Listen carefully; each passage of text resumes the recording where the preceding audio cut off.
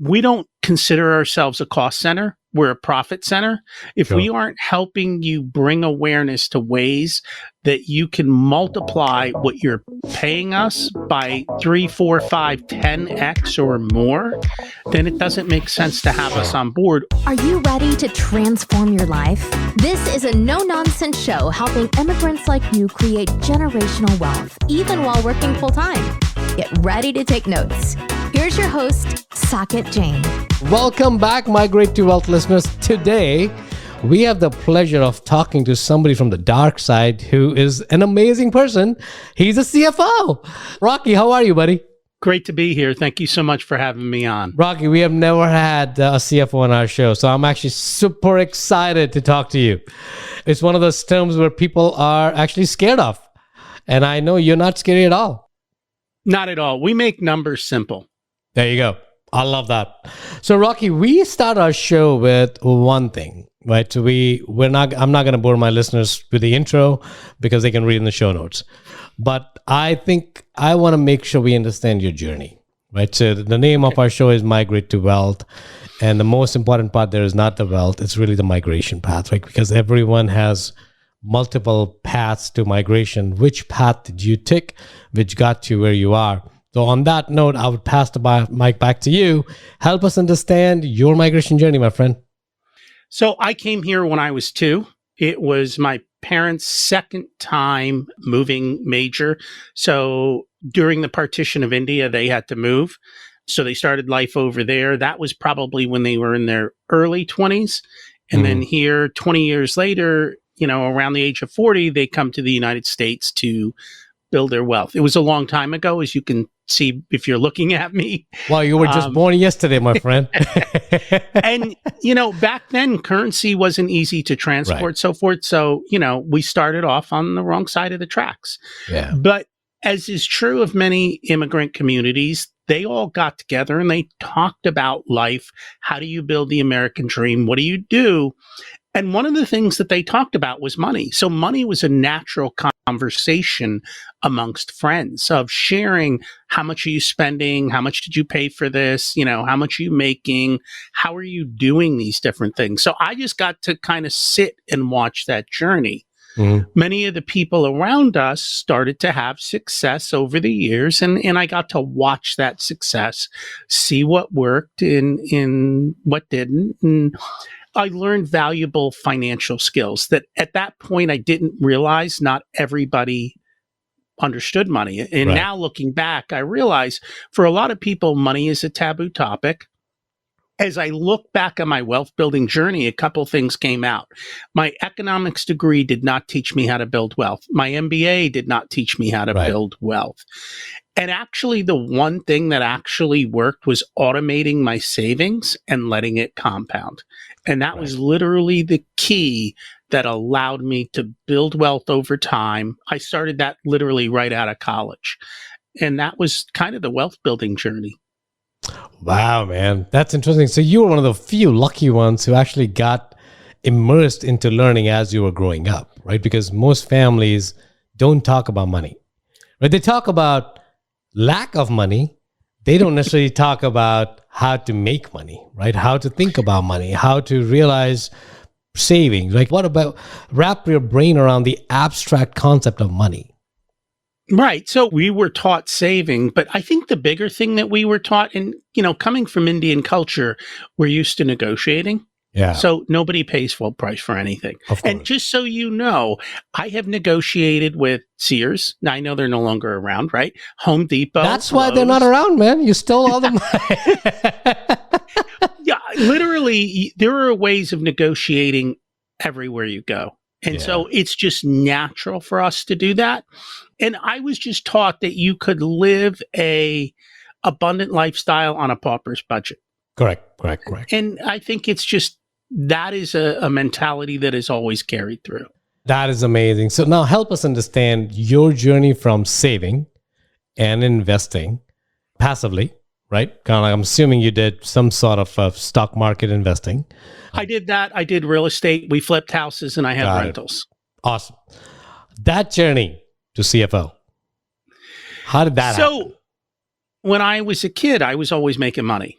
right? Always buying stuff, selling it, always making a buck. So as a teenager and through college, I always had cash that I could buy what I wanted, do what I wanted. Right. One of the things I did back then was go buy one of the first Apple II computers. $2,000 That's awesome. Cash, walked into the computer store, bought my computer. That's a lot of money back then, man. It was a lot. It's a lot of money now, but it definitely was way more at that time. Yeah, imagine buying a computer for like 8 or 10 grand today. I mean, that's probably the equivalent of it. It was pretty expensive.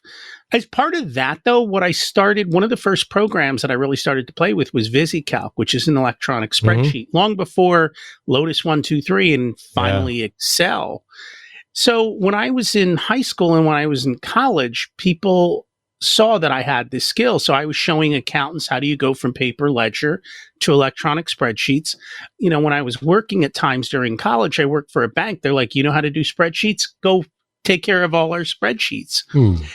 My original goal when I left college was to build spreadsheets, but I didn't know how to market that. I didn't know how to build a business around it, how to sell it. So, I got the proverbial job, and I made good money, but not great. And I think, the problem is when life is good, you get a little bit soft instead of going after great. Right. And so I went through that journey and I built my wealth. And then the question was, what do I really want to do? And so that kind of started the second journey. Part of that was I don't understand why there's not more millionaires in America. It is so easy in the United States to build wealth, and yet there's hardly any millionaires. And actually, if you look at the percentage of millionaires, Indians happen to be a disproportionate share of them. Yeah. So it was just like studying that, learning that. And that's where I came to learn that other people didn't talk about money.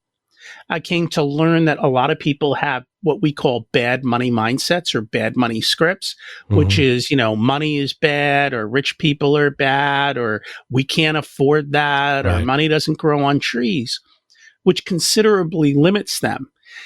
So we were talking before the show, one of the things I found out is while I can show people how to build wealth, I can't do it in a weekend.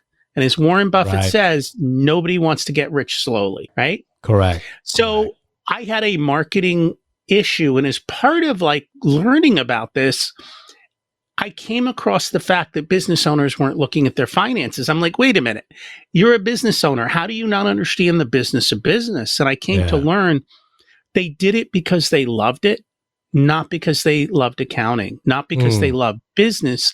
They loved the parts that they were doing, and the accounting was at the bottom of the list. And many of them just had absolute disasters of financials. So I can tell you from looking at the books, I see all these 7-figure business owners, they're not making any money. They look beautiful, but they got nothing behind them. And so I made that shift to focusing in that area. And as part of my exploration, I came across Mike Michalowicz and Profit First. And so I partnered with them to be a Profit First professional, taking my Excel spreadsheet skills, figuring out and knowing the money skills, putting it together to help business owners thrive. Oh, that's amazing. It's kind of interesting. So I just recently left my W-2 and I was a management consultant. So spreadsheet is bread and butter for us. Right? We're always modeling things. We're always modeling what to do, what can we figure out, how to make a business run more efficiently, right? But what I'm noticing is when I have to run my own business, I hate doing accounting. I hate it. Not because it's that I don't know that skill, because I know that skill because I used it before. It's because I don't think it's the most important thing. I'm like, I know it, man. How can I run account? I've run I've run spreadsheets for billions of dollars. So I'm like, you know what? I'm fine. I should be fine in the business. And my wife was asking me today, you're spending a lot of money, Saket. I'm like, no, I'm not. I know I'm not. She's like, tell me what it is. I'm like, I actually don't know the answer, right? It's actually an interesting episode because it's not because I hate it. It's because unfortunately, there are things that you're better at when you're launching your business. The reason you start the business is not because of your love for accounting. Accounting is necessary, but it's not revenue generating, right? And that's why Profit First is so good, because allocates every dollar to a job. And it lets that dollar do that job. And when you get out of balance, your wife doesn't have to call you. You'll notice that there's no money in your operating account. Correct. Just like that. You will immediately know. It doesn't matter if you have an accounting system or not. You'll get real-time feedback. You know what? So I think part of our listeners are also, not everyone has a business. So I think what I want to do is I want to draw a parallel because I love profit first model. Again, so I understand it theoretically, but of course I'm not using it. So I want to use that same profit first model and bring it, also draw the parallels to the person, because I think what we're saying in the profit first model is every dollar has a job. It doesn't matter what the job is, right? And that's how I built my wealth. That's why I partnered with Profit First. I'm like, I've been using the system my whole life. By automating your paycheck and saying, 15% goes to the 401k, you're automating your savings. You're giving that dollar a savings job. Now, I recommend not all of it go to the 401k because that locks you tight and it doesn't give you freedom. We used to take a portion of our money and set it aside into cash accounts after tax. So then you can use that money to buy real estate, invest in businesses, do other things. But you're automating your finances up front from what comes in to immediately go into the bucket to save for whatever it is that you want to build. I think it also, what it does is that you've said that X percent is meant to do this job. And when something X comes up, you either make a decision that it doesn't fit in that job, or you have to go back and change the whole strategy, right? And that makes you more disciplined with spending your money, regardless business or personal, which is really what I love. And so that is literally what the problem is. If you think about it, you walk into Costco, what's the first thing you see? An 80-inch TV. Right? Yeah. Do I want the TV? Do I not want the TV? It's plus or I'm unhappy. Yeah. But actually, the way you should look at this, and that's kind of the philosophy behind Profit First, what we're talking about is you have to put something against that TV. Do I want a TV? Or do I want to invest in a business? Or do I want to go on vacation? Or do I want a new car? Do I want a bigger house? Now, when you start putting those trade-offs against each other, it's no longer, do I want a new TV or do I want to be sad? It's like, wait, I like a new TV, but I'd rather have a bigger house. Correct. But before I get the bigger house, I'd rather have the vacation. But before I get the vacation, I want to invest in a business that will give me money to do all the rest of those things. Correct. Oh my God. You just gave us the gold there, man. Rocky. It's because it's kind of like delayed gratification, right? You're going to get it. You're going to get there. But if you actually wait a little bit and do it smartly, you get buy 20 TVs on a drop, because now you have the cash flow from the business, because that's what you're investing in. And that's really what the whole life is about right now, right? Business owner or not, which is what comes in. So as a CFO, Rocky, tell us, what's the resistance point, right? Because everyone knows they need to look at the books at least December 31st, if not sooner. So help us understand, what's the resistance point from your understanding? Because you've been dealing with a lot more of those situations. So why don't people do it? So I think just like you said, I shouldn't say, the only people who love accounting are accountants, and even half of them hate it, right? Yeah. So it's people don't look at it as a revenue center. The reality is your accounting system is a revenue center, because if it's done well, it will make you money. It will show you what's going on in your business. A lot of business owners don't actually know whether they were profitable or not until tax time, when their CPA files their tax return. At that point, the year's over. You're halfway through the next year. How are you even making business decisions? How do you know if something is working or not working? And this is true of big companies as well as small. It's human nature. Actually, there's a book back here by Jonathan Byrnes. It's called Islands of Profit in a Sea of Red Ink. He's an MIT professor. He looked at large corporations. He said, if I look at a large corporation, 30% of what they do brings in the majority, if not more than 100% of the profit. How do you bring in more than 100% of the profit? Because 30 to 40% of your business is losing money. Yeah. And the remainder 30% is breaking even. So if you think about that, imagine if you could work 30% of the time and make more money. That's the key to what it's all about. It's the 80-20 rule, just applied to business and to life. Too often, and people do the same thing, they waste money without thinking, and most of them don't even know where their wastage is. Correct. It's in cell phone bills, cable bills, the 16 subscriptions that you never use, the gym that you never show up at, like all this junk. Just, it's funny because just today I looked at my electric bill just out of accident, and I realized I'm no longer under a contract.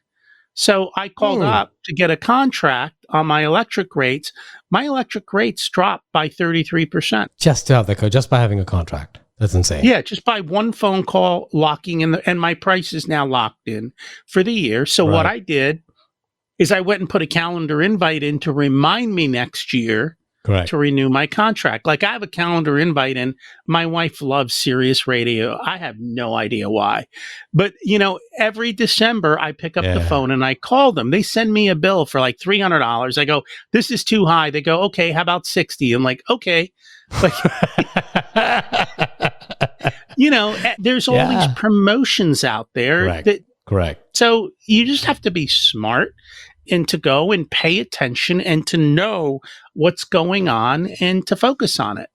So, Rocky, one of my hypotheses, and I could be wrong, so you're a professional, I'm going to ask you, is because one of the reasons why people are not looking to bring a CFO on board, even as a small business, partly is because it's not revenue center, right? These are at least limited thinking that it's not. The second really is because without even talking about it, it's expensive. And I'll give you a story. I know you and I were talking about it before we went on air, that a friend of mine recently asked me, hey, should I go make a will or a living trust? And I was telling him, why are you even thinking about it? He's like, because I've heard living trust is expensive. I'm like, okay, how much do you think a living trust costs? He's like, I don't know. So I'm like, so how do you know it's expensive when you don't know? So I want to bust a myth here, right? That is CFO, or maybe validate a myth. We'll see what your answer is. How expensive is it to get a CFO? And do you have to get a full-time CFO? I think when a business hits somewhere in the range of $10 to $30 million, that's when it's almost time to think about bringing in a CFO. Okay. Because at that point, you can afford a CFO and you can pay them. And you're talking about a full-time CFO at that time. A full-time, at that point, you might bring in full-time or you might bring in a much more higher level fractional CFO that are there. But what I did was I figured out the sweet spot in the market. And I realized that there are a lot of business owners that are in the 7-figure range that really don't need a ton of time. And could get tremendous value by a little bit of help with understanding their finances. And so that is the market that we targeted. And we made it extremely affordable for that market. Usually so the first people are like, am I going to get a return on this? Yes. Couple things we have to look at the business to make sure we can provide them a return. So that is the first important step. We don't consider ourselves a cost center. We're a profit center. If we aren't helping you bring awareness to ways that you can multiply what you're paying us by, 3, 4, 5, 10x or more, then it doesn't make sense to have us on board, or you have the wrong person. Correct.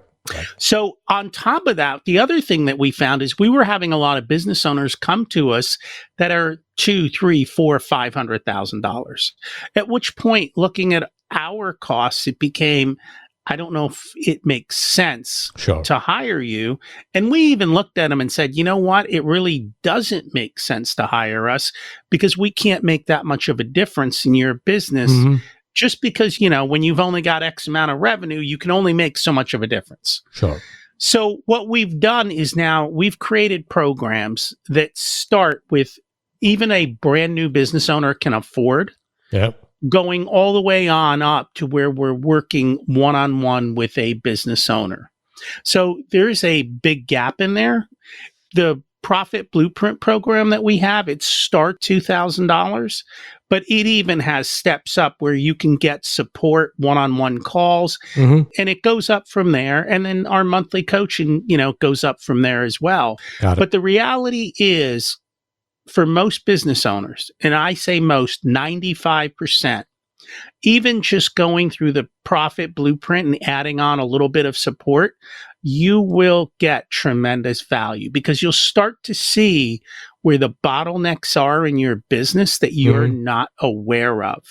And just by uncovering those, you can make better choices and you'll end up being profitable. You can easily make 10, 100 times that investment. Right. I think it's the key what we're saying is that let the numbers tell you the answer, right? Don't derive the answers out of emotion, out of fear, out of gut feeling. Talk to the numbers. And numbers do speak. Numbers have an amazing language and numbers don't lie. Right? That there's no objectivity with the numbers. They'll tell you straight as it is. You just have to know how to read it. Right? When I see an Excel sheet or a tax return, it tells me a story. Yeah. And I can discern the story and I can ask questions to help peel back the onion and figure out where the problems are. Correct. And for a lot of business owners, a little bit of help makes a dramatic difference in their business. Yeah, yeah. So Rocky, how do you help? Like, how do you get engaged? So help us understand. So let's say there's a business who is will make up a number, $5 million in revenue, right? Yeah. And that's your target business. So how do you get engaged? What does that look like? To give us some thought process and give us some rough targets on what that pricing will look like. I won't hold you accountable to those numbers. So give us some ideas so that we can wrap our brain around because, our listeners are smart and they're highly driven and they will reach to that $5 million point at some point if they're not already. So we want to help them think through it. So if you're a $5 million business owner, the first step we do is just a conversation to see what you're struggling with. And then the biggest thing we do is we just ask for the ability to look at your financials. Sure. So whether, if most of those businesses, they may be on QuickBooks, either give us access to run reports or we'll tell you what reports we need. Sure. We'll dig through your numbers. And we'll come back to you and tell you what we see. We don't charge for any of that. We just do that as part of our process. Because if I don't do that, I don't even know if I can help you. Right? So that allows me to understand who you are and how I can help you. Once we do that, we'll come back with recommendations. We'll get a pretty good idea of what's going on. And at that price, we can give them the monthly investment. Just off the top, for a business that's at somewhere between $5 and $10 million, you're probably looking between $3,000 and $4,000 a month. Yeah, here's what I want you to think about. Actually not that bad, to be honest. No, if you hire a full-time CFO, it's going to cost you more than $50K a year. It's going to cost you a lot more than 50, and a good one is going to cost you a lot more. 10x that. Yeah. But if you think about it, the way I tell business owners, if you're a $5 million business, if we can increase revenue 10%, that's $500,000. Yeah. If your expenses are $4 million a year and I can cut 10% of your expenses, that's $400,000. Those two moves are almost $1 million. Correct. And more than pay for your service. 20x return for a business like that. Now, is that going to happen overnight? No, it isn't. Here's what's different between us and accountants. When you call us, we pick up the phone. We answer your questions in a way that's understandable to you. Yeah. I think a lot of that is that, right? So part of that, I think the other thesis that I have is people don't want to hire CFOs because they're going to talk in jargons that I will never understand. We are fellow business owners. We understand what it takes to run a business. We understand marketing. We understand overhead and expenses. We're going through the same thing that these business owners are doing. And so we understand what they're doing. Plus, we see it across multiple businesses. So we can give feedback to say, hey, is your marketing working? Is it cost effective? What does that look like? Is your labor in line? Or are you spending too much on labor? Are you spending too much on materials? Is your pricing too low? Biggest problem. Just raising prices appropriately, and then also finding, as we talked about before, what are the products and services in your business that are highly profitable, and how do we shift your business to focus on highly profitable work instead of unprofitable work. So, I know you may not classify your business that you're essentially a business consultant, right? You're basically helping people looking at their numbers and helping them derive, like, you know what, if you do this, and this better or more of it, you'll get more money. And if you cut this and this out, you will really have no effect on the business. So why are you even doing that, right? Right. But you're using the power of the numbers to tell you that. Now, you're not just saying I have a gut feeling. Is that a correct? I know this is not how you say that your business is. That's how I see your business. Here's the bottom line. And through our sales process, we show them your business is a math equation. Yeah. Right? Oh my God. Love it. Yeah. And so we start at the beginning. What are your impressions? How many leads do you get? How many people walk in your front door? Every business is different. So if we look at, let's make it simple. I get, 10 leads a day. Okay, you get 10 leads a day. What's your conversion rate? Correct. I convert 3 of the 10. Okay, so what's your average sale? My average sale is $100. So I know I'm doing $300 a day now, right? 3 people buy at 100. I do $300 a day. What if we could work with you to go to 4? Yeah. Now, instead of 3, you just increased your revenue by 33% by working on your sales process.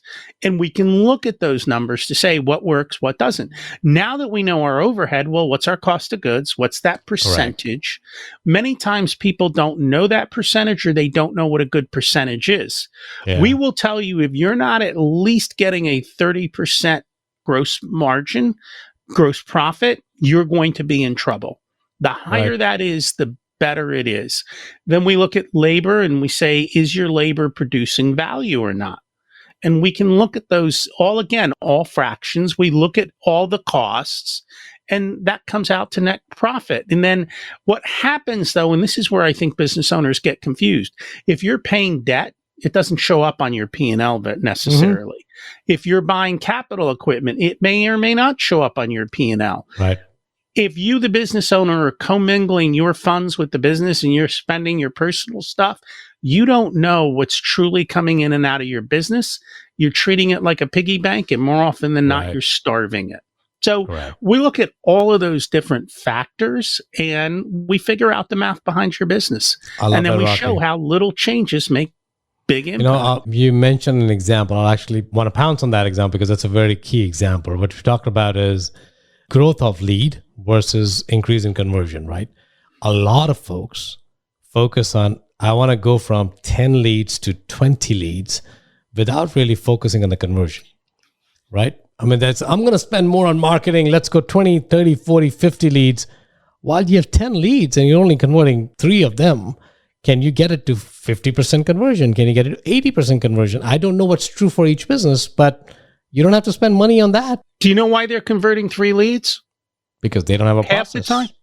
Well, A, they don't have a process, and B, I didn't have time to call them back. Oh, love it, right? That's a great excuse to run a business. I was too busy.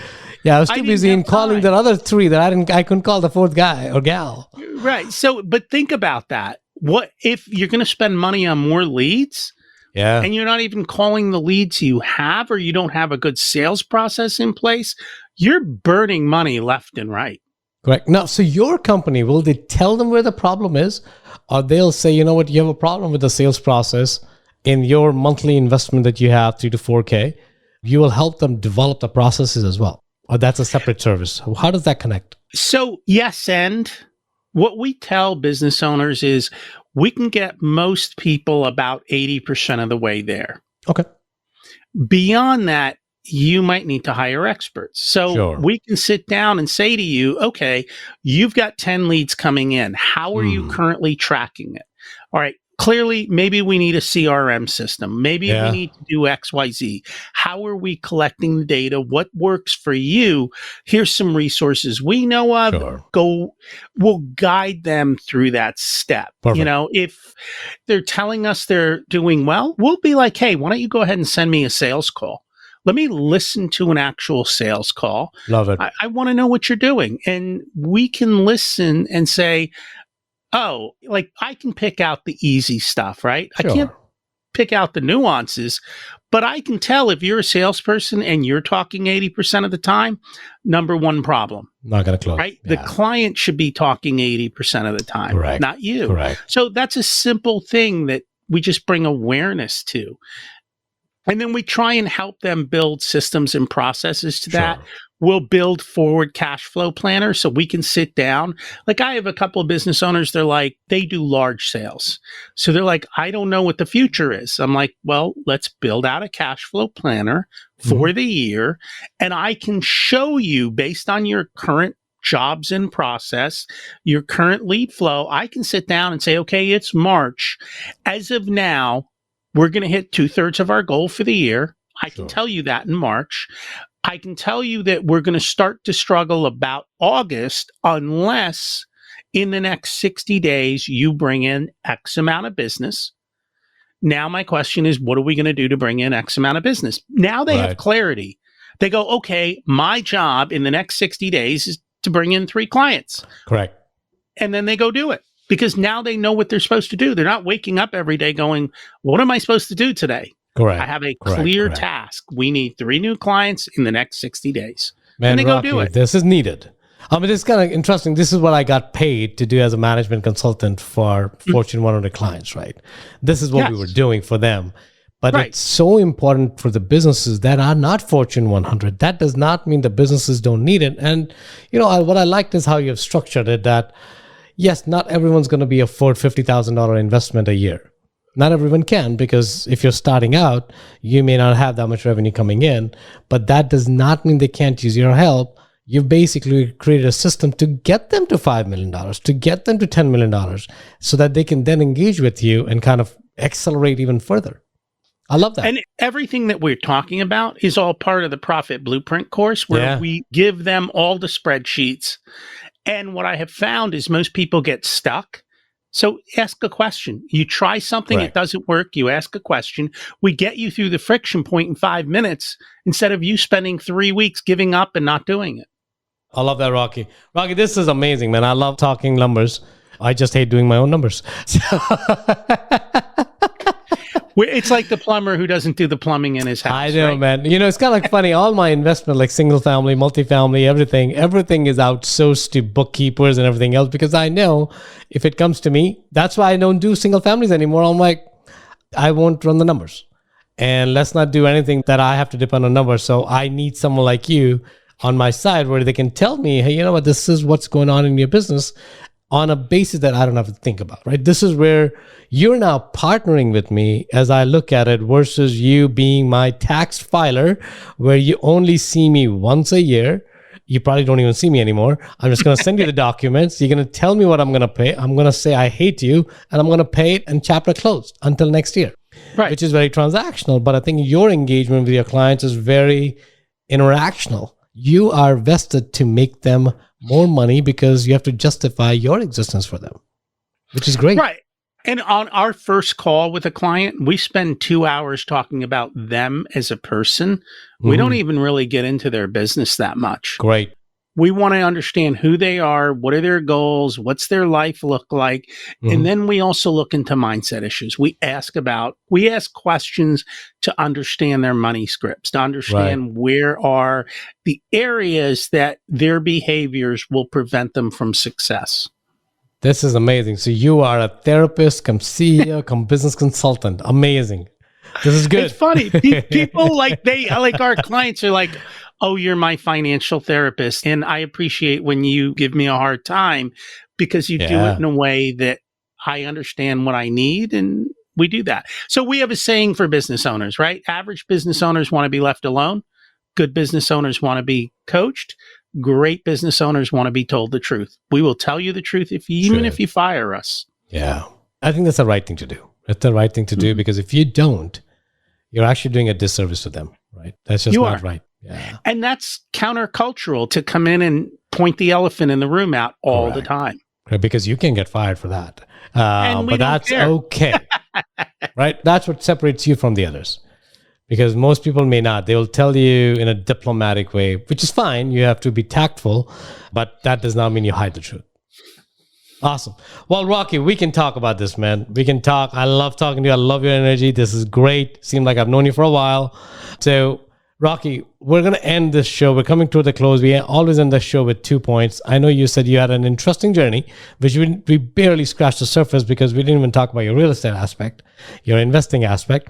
But I wanted to tease out the CFO because most of our guests can bring these real estate understanding and their journey. I wanted to focus on CFO.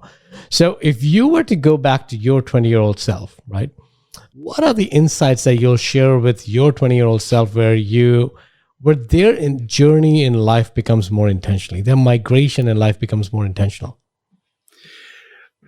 So going back to 20, I think the biggest thing is to figure out and really utilize your strengths and have confidence in them. I think at a young age, most of us, we lack true confidence and we lack self-awareness. And being able to understand what are my skill sets and what value do they bring. I didn't realize how valuable my Excel skills were to the marketplace. You know, had I spent more of my time there, I would have made a killing. So it's just taking the time to understand you and figure you out and ignore what society tells you.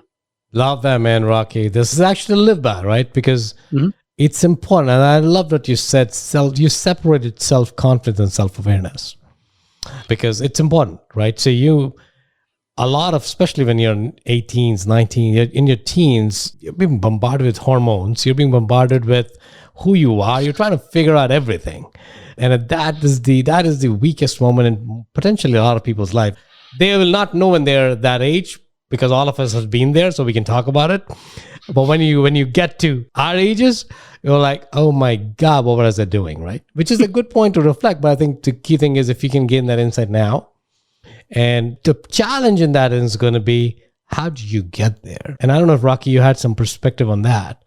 Carve out the noise, but when the society that we live in is telling you something completely opposite to what you believe in, how do you navigate that as a 19, 20-year-old? I think that is difficult. For me, I chased money, you know, and I built it and I did that. And then I came to the realization that I was chasing the wrong things. I think the difference today is in the past, when I was 18, there were 3 or 4 TV channels. There was not a diversity of opinion. Correct. Back then, the world was black and white. There was no brown. Like, the world has changed. I think today you have a lot more diversity of opinion. You can find out different things. There's still a lot of cultural noise, but it's learning to turn that off. I think you have much, much better ability today than ever to be able to find your way forward and figure it out. I think there's a lot of free sources of information available which are non-biased, right? Like podcasts. This is amazing, right? These platforms are great because you're hearing raw understanding from Rocky and I. We're not holding anything back, right? And we're not saying things diplomatically. We're not saying anything. We're basically telling the truth, what our life has been. Honestly, everything I do for my clients, they can probably figure out by reading 3 or 4 books. Yeah. And that's less than $100 investment. But it's going to take him a lot of time, man, to get there. It is. And I think there are nuances to it. It also, what it really comes down to is focusing on the areas that are your strengths. Correct. Doing what you love, and then filling in the things you don't like doing by putting somebody in that seat to do it for you. Correct. Like going back to real estate. I know how to paint. I know how to do carpentry. I can do plumbing. I can do roof. I can do all of it. Do you think I do? No, I pay people. I'm tired of it. I hope not. I pay people. I don't want to deal with this anymore. Yeah, no, I agree. I'm with you. You know what? I challenge everyone in that regard. I challenge, instead of just change the script, that I can't afford $5,000 or $3,000 to afford a virtual CFO, fractional CFO. Actually change the script of, how can I make $5,000 more? That's it.